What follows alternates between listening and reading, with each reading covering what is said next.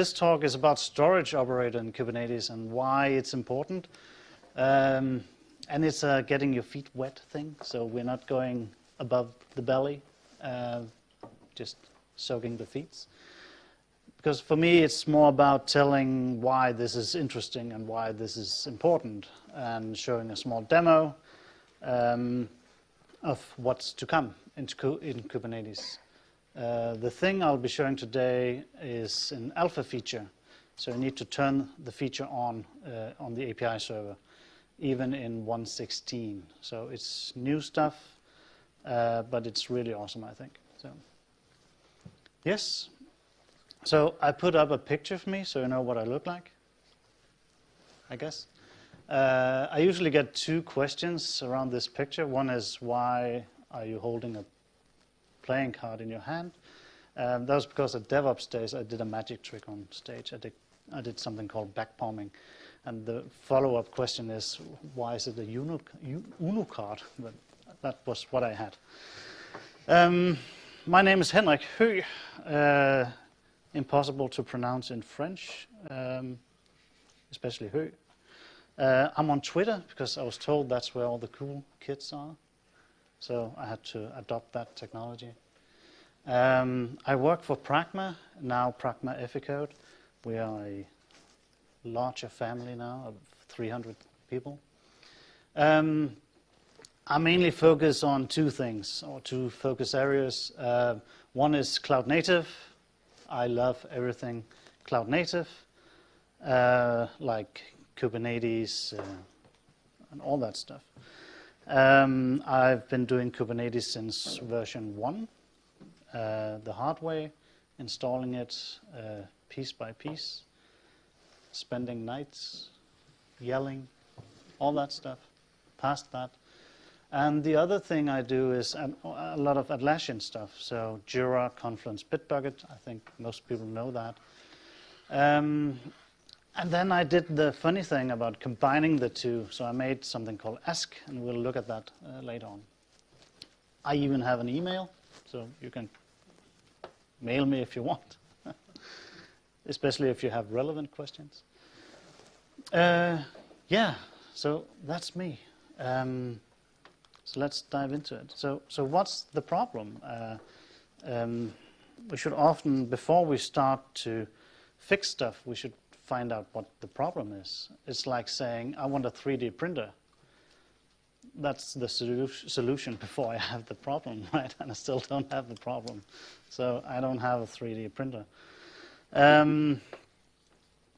So how many of you are using storage in Kubernetes in some way? Yeah. How many of you are not using storage externally from the cluster? So in cluster. Yeah. Is it Rook? Ish? Awesome. Okay. So one of the things is that if you go to CNCF and ask what's the definition of cloud native, they'll start to say, they have a headline saying cloud native definition. Cloud native technologies are defined by. Well, I don't really care about the technologies. I want to know what cloud native is. And for me, and that's just my opinion, cloud native is an abstraction. It's an abstraction above infrastructure. Just like cloud is an abstraction above VMware, right? You just say, I want a VM, you get a VM, right? It's an abstraction above that. We abstract away VMs, servers. We don't care about those. So we create an abstraction layer above all that. If you talk to that abstraction layer, whatever implementation that is, I think you're cloud native, because then you can lift that and move it and place somewhere else. So you can change your cloud provider or whatever you want every weekend, if you want. But there's a problem. Well, more than one, but I'll be addressing one today. The problem is, well, one of the implementations of this abstraction is Kubernetes. There are also Swarm, or there was Swarm. There's also something called Mesos and other stuff. But I like Kubernetes, so that's what we'll talk about.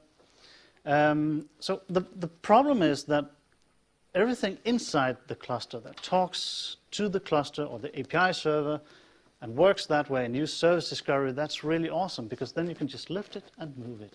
But then you have the stuff in the edge, right? Like if you're in a cloud provider, you say type load balancer, then to a service you get an external load balancer created. There's a cloud controller running looking for services with type load balancer and reacting to that. Can't move that, right?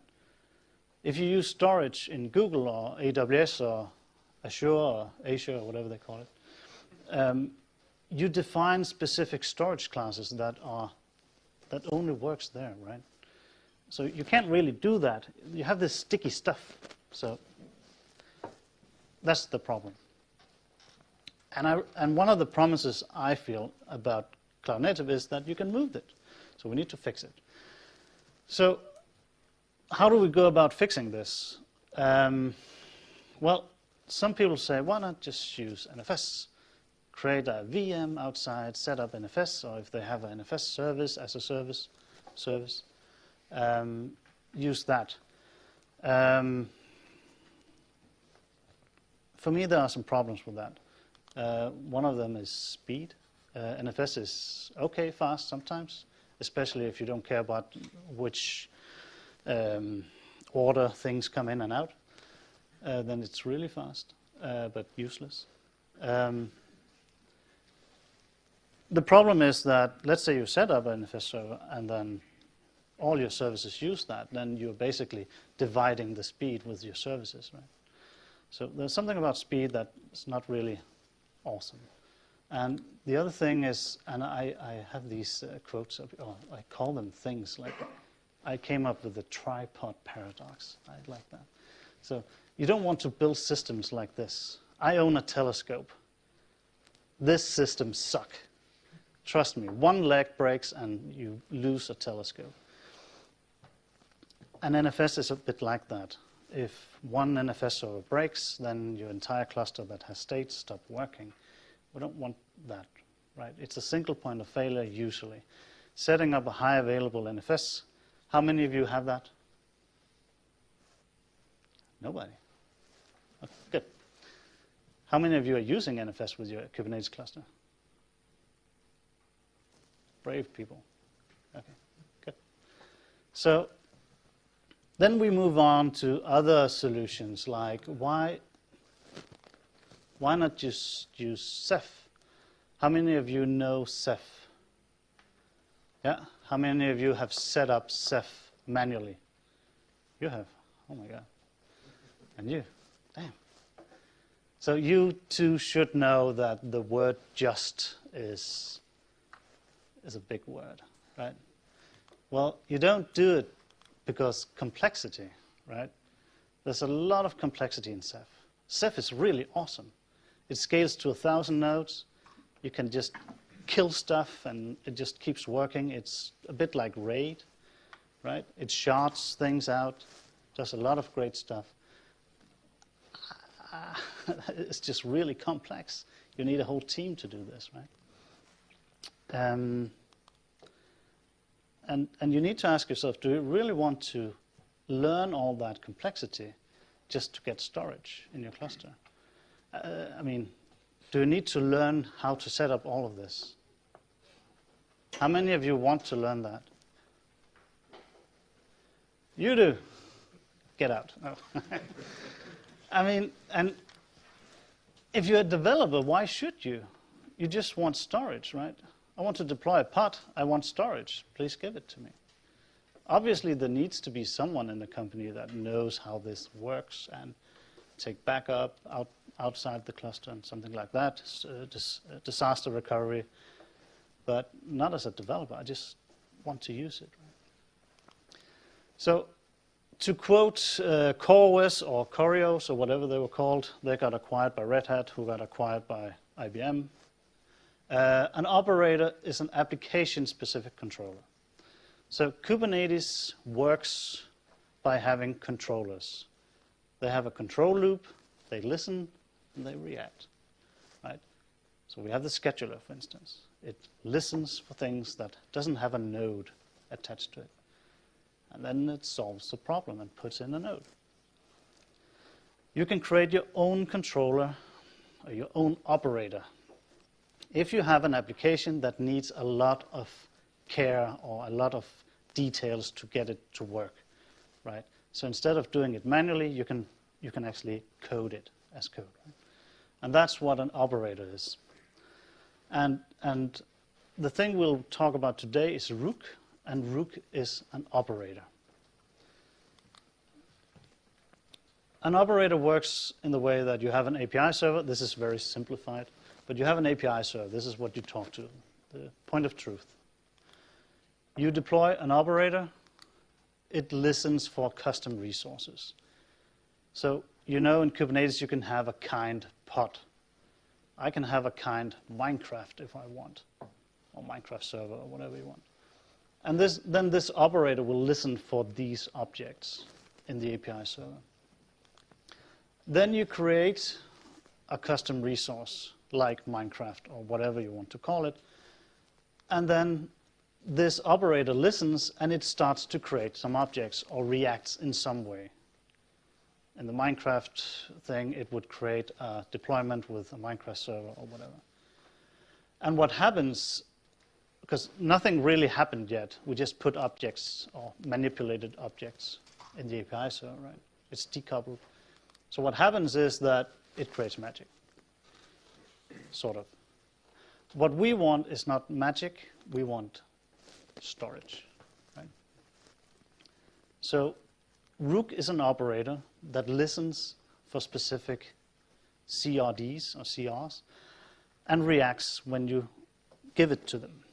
So it'll create storage on demand. You can create pools and you can create PVs and disks, right?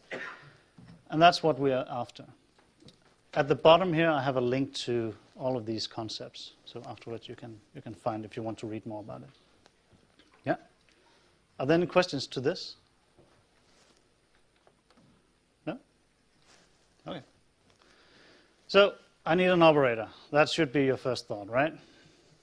I hope you get the reference. I think it's kind of awesome. I named it Cool Slide. Is that? Yeah. And a link, obviously, to an operator. What is an operator? And there are different frameworks you can use, like Kube Builder or Operator SDK. These frameworks existed after Rook was made, so they are not using any of those. But. Okay, so meet Rook. Rook is an open source project. Main features are it's simple and reliable automated resource management. Right? So you have these CRs that are custom resources that you can deploy, and then Rook reacts. It manages open source storage technologies, and we'll list them right now, actually. And it has some providers that you can use. So it might not be Ceph you want, it might be something else. So it could be Ceph. They started with Ceph, Rook team. So that's the one they've been working on the most. Something called EdgeFS. It's basically a bigger Ceph, but distributed between different locations, and it'll actually sync data and stuff like that. It's very magical. Minio, an S3 compatible storage, and then NFS. You can actually say, give me an NFS share, and it'll give it to you. It'll actually maintain it and ensure that it's up and running all the time. How many of you know CockroachDB?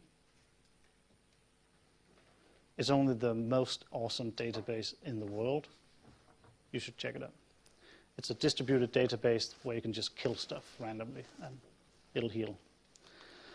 And Cassandra, it can also do backend storage for Cassandra.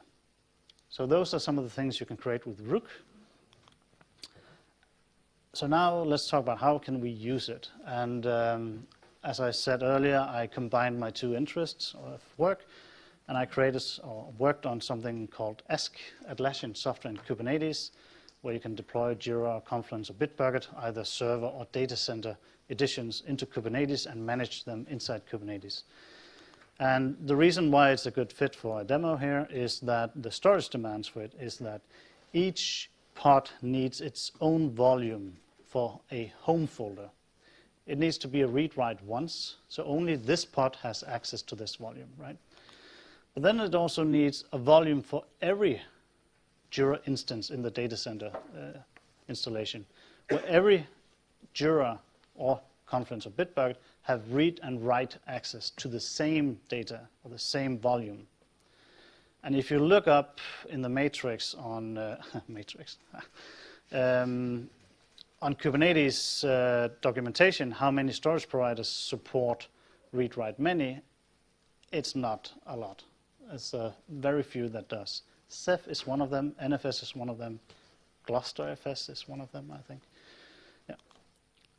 And then when you scale, it has this funny thing that you need to, if you have one Jira running and you want another one running, you need to have a copy of the home folder from the first one in place for the second one before you start it up. So, yeah.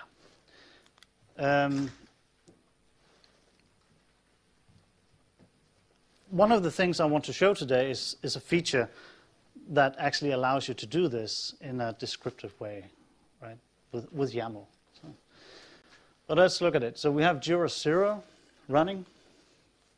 It gets a PVC, and that points to a PV.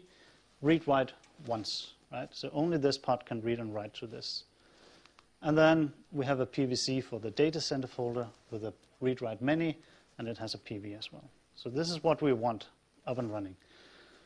Then when we deploy the next Jira in this data center installation, we actually want a copy of this home folder into a PVC that then has a PV, and then attach it to the data center PVC.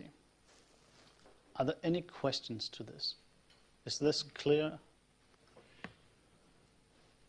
Questions? Yeah. Do we have a mic?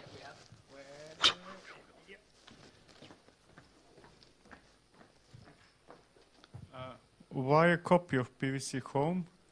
There's a lot of data that Jira needs when it starts up that are located in the home folder.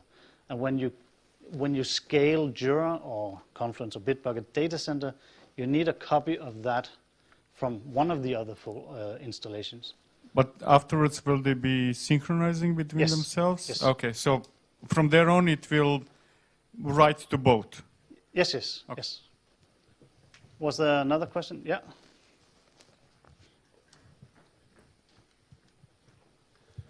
So when you do this copy operation, do you then like shut down Jira for a moment, or like, because like at least I prefer zero downtime in most of my things. Yes. So how do you do that? So that's a good question. Obviously, if you're a good boy, you shut down things. I'm not like that.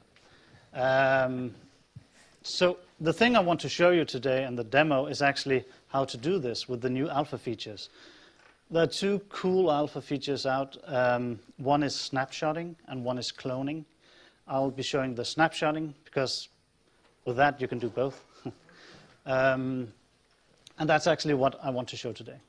But I'll actually take a snapshot of a running Jira, and then Rook will go to the Ceph storage, create the snapshot, and then afterwards I'll create an object that tells Rook to create a new PVC based on that snapshot. You can also do a clone saying, I want a PVC based on that PVC, and then you'll get that. Jira is, I mean, you might end up with some problems, but they should sync up eventually. So, we only live once. That's an acronym for that, right? So it must be important.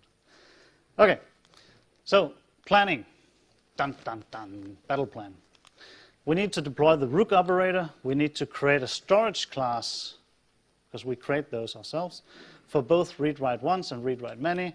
We deploy Jira 0. We start with 0 like arrays. We set up the Jira application, the first node, because we wanted to connect to the database and all that stuff. Then we take a snapshot of the PVC of Jira 0. Then we create a PVC from that snapshot, and then we scale Jira 1, right? Or the stateful set. In this case, we implemented ask as a stateful set. So that's the battle plan. Let's see. Another cool slide. Do you remember? Yeah. Okay. So I have a cluster, and I have 1 or 2 pods running. Yeah. So this is Ceph, or Rook actually, running. Right. So it spins up quite a few pods, but I don't really have to care about that. I hope you can read it. Should I? So I created a repository called Rook Ask Demo, and there's everything you need from you have VMs to Jira Data Center running, like with Helm installation, traffic, Rook, everything. So should be good to go. I use RKE to install Kubernetes because I don't want to do it myself anymore. There's the cluster.yaml, so you don't even need to do that. I created a folder called Snapshot. And here you can see that I have a script because I'm a system administrator. I use Bash. I don't use like YAML for Kubernetes. I created some files, a snapshot class. So let's look at that.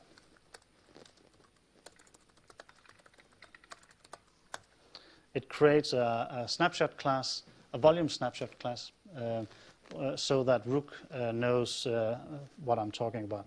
It's using the new CSI driver, container storage interface, instead of the Flex driver. I think the Flex driver is getting deprecated. Kubecontrol gets. So you see, I already deployed that. I have a Jira 0. That's not good. Let's do something. I have Jira 0 running, here, and I have a Postgres running, and I have some other stuff, but that's a different thing.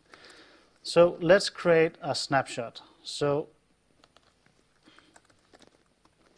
here you can see that I create a volume snapshot, and I point to my Jira 0 PVC. And if we look here, we have a data center. We have, that's the storage class here. Yeah, so we have data center. We have, I have actually 2 of those. That's some old stuff. And we have the Jira 0 PVC. That's the one I want to clone. So kubecontrol apply -f snapshot.yaml. So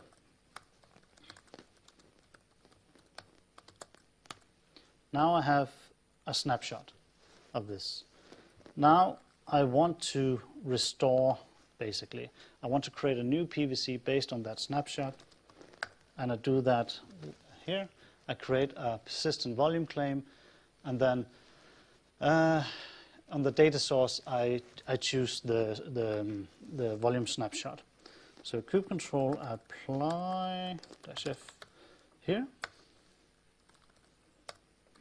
Kubecontrol get PVC. So now I have a 0 and a 1. And now it has data because it's cloned from the other one. So now I can do a scale Jira, and we can do a watch get pods. If we do it like this, you can read it. So now it's container creating, and it'll actually spin up. So let's look at Jira here. So you all know Jira, right? Create issues, and you can comment things and stuff like that. But if you go to the admin part here and type in a very, very secret password, you can go to system information. It's pulling Jira on my mobile phone. So here, so we can see we have 2, because it remembers from last time I did this, that I have a Jira 0 and a Jira 1. The Jira 1 is offline and it's not ready. But we can look into that. So let's see what's going on. So now it's actually running. It did the pull. And now Jira is starting up. We have a script that runs before Jira actually starts up that actually edits some of the files in the home folder. We use service discovery in Kubernetes to actually manipulate Jira to know the other peers. Or, yeah, configure Hasselcast, basically. So we're waiting for the health check to be good, but we should be able to see here, if we refresh, that now it's actually active Jira 1, but it's still not alive. So Jira 1 joined the Hasselcast cluster, so they can see each other. They know there's someone else there, and it's starting up. Let's see when it's ready. Are there any questions while this is booting up? To this? Yeah.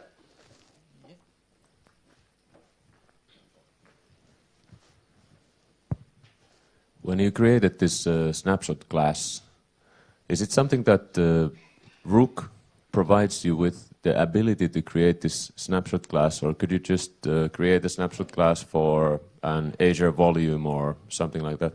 So the storage provider needs to support these objects, like snapshotting is an alpha feature in Kubernetes, but the storage provider needs to actually support it as well, right?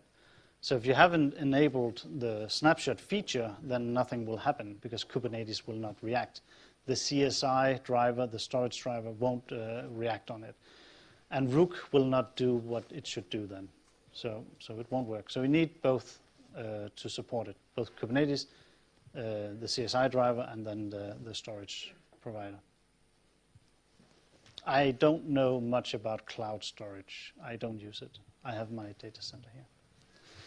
So now it's ready. Thank you for the question. So let's see if this gets ready. So now it's true. So it works. Ta-da!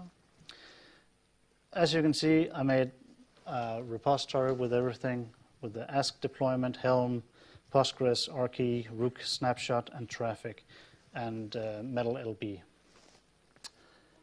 The Ask repository, Ask is open source, so you can use it to deploy, manage, and upgrade Jira, Confluence, and Bitbucket, so in data center.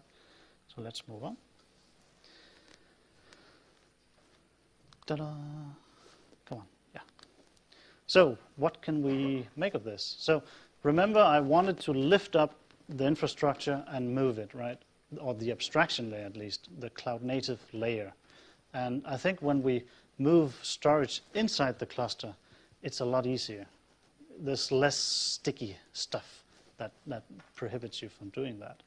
There's still ingress if you're not using your own ingress controller, but the things that are gluey in the edge gets smaller and smaller. And you can get storage extremely fast here. So if you're on-prem, this will actually help you, just like if you are in a cloud provider. There's some information here. Rook.io, awesome project. They have a great Slack. They are really helpful. We have the Rook Ask demo repository. We can actually spin all of this up if you just have some VMs. We have the Ask project, open source. I have a Rancher Launcher KVM repository where you can just say provision 5 and it'll create 5 VMs in KVM, and then it generates a cluster.yaml. So you say RK up, then you have a cluster. So 2 commands, then you have a cluster. So, thank you.